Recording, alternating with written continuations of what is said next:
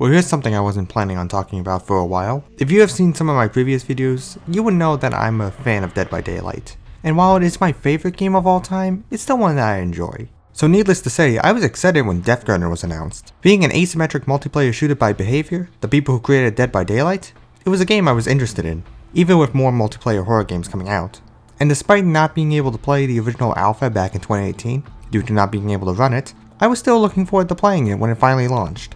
Though that wouldn't be till almost a year later, as the game would go through a huge relaunch due to mixed reception with the alpha. Not the best start, but hey, other games have come back from worse. I was originally planning on doing a video about it around the time of its release, but forgot that, well, it's a multiplayer game, and one that's still being worked on. There were multiple times that issues I had with the game were fixed while scripting the video, and I felt I wasn't going to make a good video if it was going to be invalidated due to patches fixing issues or adding new ones. So what changed my mind? Well, it wasn't because of something good. It was recently announced that the game was going to cease development, and that the servers were likely going to be shutting down sometime next year. Yeah, apparently the game's player base has been slowly dying over the course of the year, and Behaviour can't keep the game afloat. Which was honestly really sad to hear, as I remember having fun with the game at the time. But with the game coming to an end, I figured maybe I should give it a chance again. After all, the reason I didn't want to review it at the time was because the game was still in development, and changes could invalidate parts of the review. So with it ending, I figured we might as well see this one off. The opening cutscene lays out the game's story. In a dystopian future, the world has been divided into two classes, the lower class citizens who live in the slums, and the higher class citizens who live in the Enclave, a utopia of sorts. The only way to get into the Enclave is to participate in the Blood Harvest, where survivors enter a death game in order to collect blood and escape the Deathgunner, all the while being chased by hunters, who are, well, hunting the scavengers and trying to kill them. Not the most original plot, but it's a pretty alright one. And as for said characters, I think they're pretty cool, and they do something very nice with them.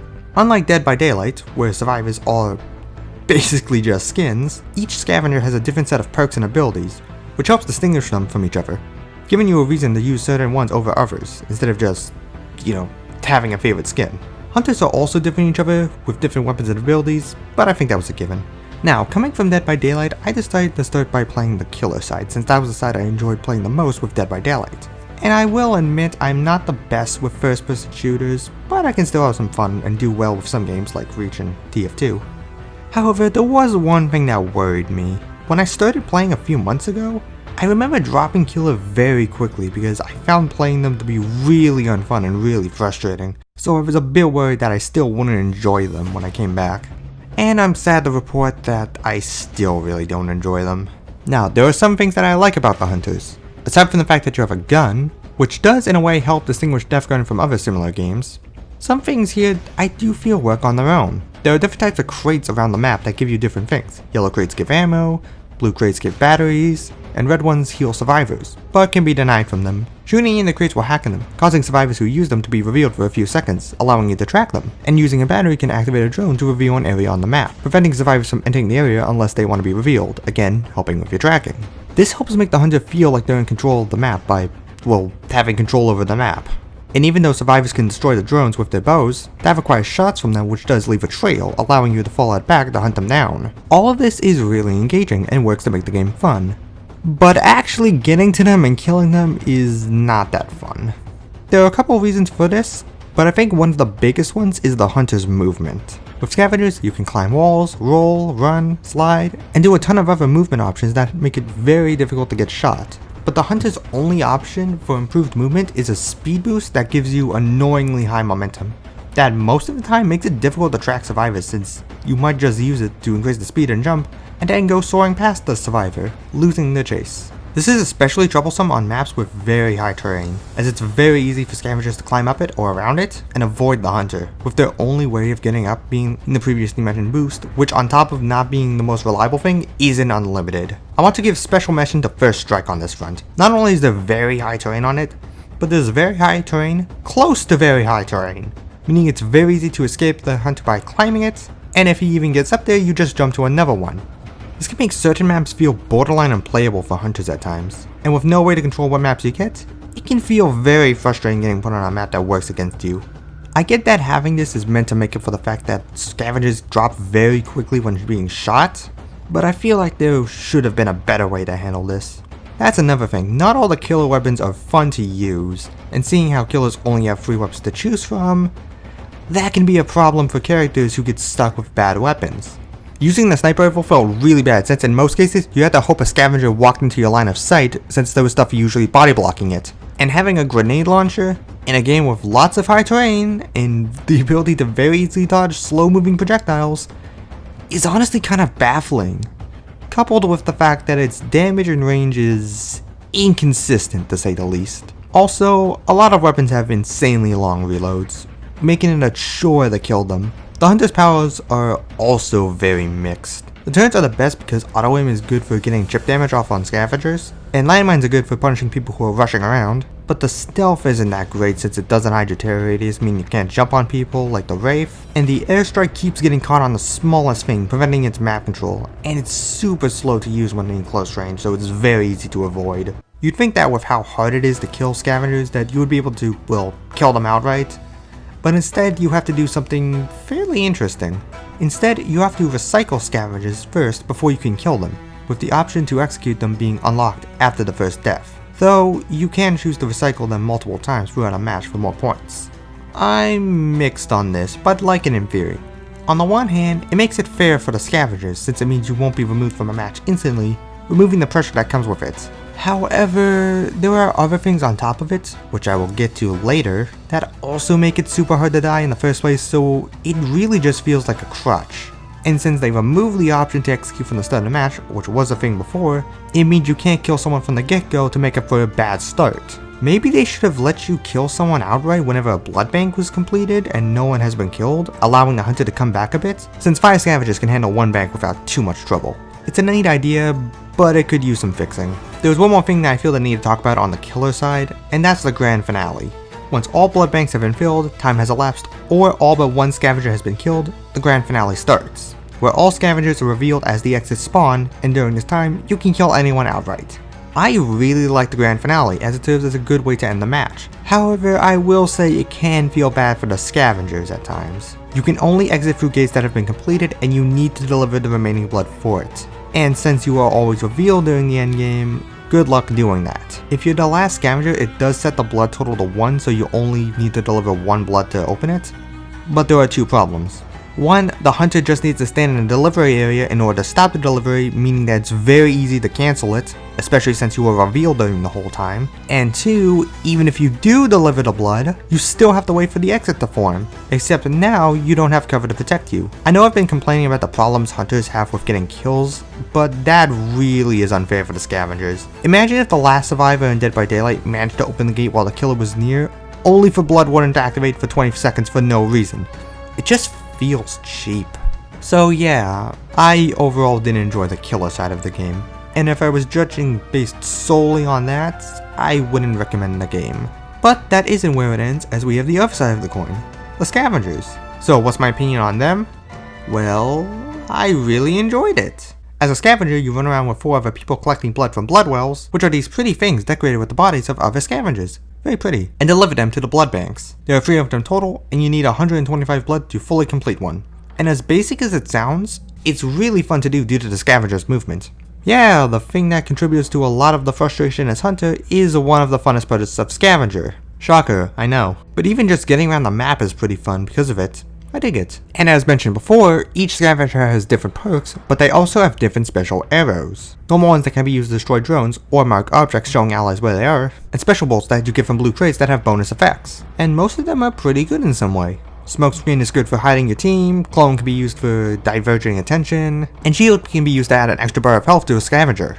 Although for as fun as they are, there are 2 that I do feel have some balancing issues. Those being camouflage and healing. Remember how the grand finale revealed you? Well, the camo hides you from it, meaning you can go next to a blue crate, fire all your invisibility bolts at yourself, then pick some more up, and then do it all again until the exit spawns. It's really good and stupid and boring. The healing though, it leads to a bigger issue, and one that I think leads to a lot of frustration as killer. You know how you can execute people? Well, there is a delay when you down them before you are given the prompt to do so. Survivors can revive their allies from range with healing bolts during that lockout, meaning you can chase a survivor through the match, down them, ready to execute them, only for them to be revived before you can do anything. It's like the old insta-heals from Dead by Daylight, except the healer is far away, and the revived target gets invincibility for a short period of time. Heck, sometimes survivors can ragdoll while you're chasing them, which can result in them going over the edge, killing them instantly, but more often it'll either waste your time, or make it easier to revive them before you can get to them. All that would need to be changed is making it so survivors can't heal during the lockout. Or heck, can't revive them with one arrow. That would make it so much better for Killer, as they wouldn't be cheesed out of kills they clearly deserved because the game decided to lock them out of it. This was a problem back when I started scripting months ago, and the fact that it's still a problem baffles me. Also, while I was looking for the footage, I noticed that survivors could heal each other through walls with the standard revive. And not just thin walls, even huge ass trees wouldn't stop them, meaning the killer couldn't interrupt them because they can revive and move to avoid attacks. I didn't even notice this while playing, that's really dumb. And because I have nowhere else to put this, the golden crate is fucking stupid. It's supposed to be this rare drop that gives either side a temporary bonus to make them stronger, but, and this will shock you, the disparity between how good the scavenger bonus is compared to the hunters is mind-blowing. The scavengers get infinite ammo while the hunter gets infinite ammo and infinite stamina, but not only is the scavengers more useful since they can spam the special bolts, but the hunter still needs to reload the gun when it runs out of ammo, making the bonus almost useless because of the previously mentioned slow reload speed. But hey, the hunter gets to see where the crate is, so it's fine. Damn, even when I'm talking about the side I enjoy, I find stuff that I dislike.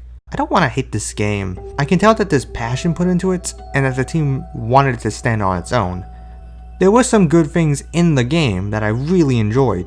The recycle mechanic, while not perfect, was a good idea and could have worked if the scavengers didn't have so many safety nets on top of it. Scavengers in general felt fun to play without having to abuse the killer, and the world and the idea are pretty solid. It's just that the execution fell flat for me. From all the ways the scavengers have to avoid dying, to how things like the hunter's golden gun and movement is limited to cover for the fact that they will have a gun. It just wasn't a good time. Heck, there were some issues I had with the game that I didn't even mention previously, like how the game isn't really optimized that well despite being relaunched. Textures sometimes took a minute to load in properly, and my friend, Gim, who was really excited to play the game, as was I, couldn't even get the game to launch, despite being able to play Halo Reach on PC, which has similar system requirements. But even with all these problems, I'm disappointed in it with how close it was to being good, but I don't actively hate it. My frustrations with the game come from the fact that I can see what could work and how it could succeed. Recycling would have been an amazing idea for a multiplayer horror game if, again, there wasn't so many safety nets that made it feel like another crutch for scavengers. The golden crate allowing the hunter to have infinite ammo while not having to reload would have made it actually threatening, and could have served as a time where the scavengers would need to play considerably more safely to avoid swift death. The simple removal of healing bolts instantly healing survivors from range would solve so many issues. Not even just removing the healing in general, just requiring more than one bolts, since that would mean you can't instantly save them once they get dropped. Hell, that would in turn make recycling more appealing. But unless a miracle happens, that won't be the case. The game has failed to grab the interest in players, and even going free to play isn't saving the game's player base. How long will the service stay for the game is hard to say, but I feel if they consistently stay below 100 players, it won't be for much longer. As of the time I'm writing this, the game is still playable, so if you're interested in it and want to give it a shot, feel free to do so. I'm well aware that my opinions on the game aren't the same as everyone's, and someone might be able to enjoy it greatly despite its faults. I'm just basing my review on what my experience and opinions on the game are. And sadly, they aren't that great. As for what the future of Death Garden is, who's to say? It's safe to say that a new game in the series likely won't come anytime soon, and the only hope for something to come out of Death Garden is for it to be included in Dead by Daylight. Until then, all we can do is hope. Maybe someday Death Garden will become something more than what it is. Until then, name's Era. Thanks for watching.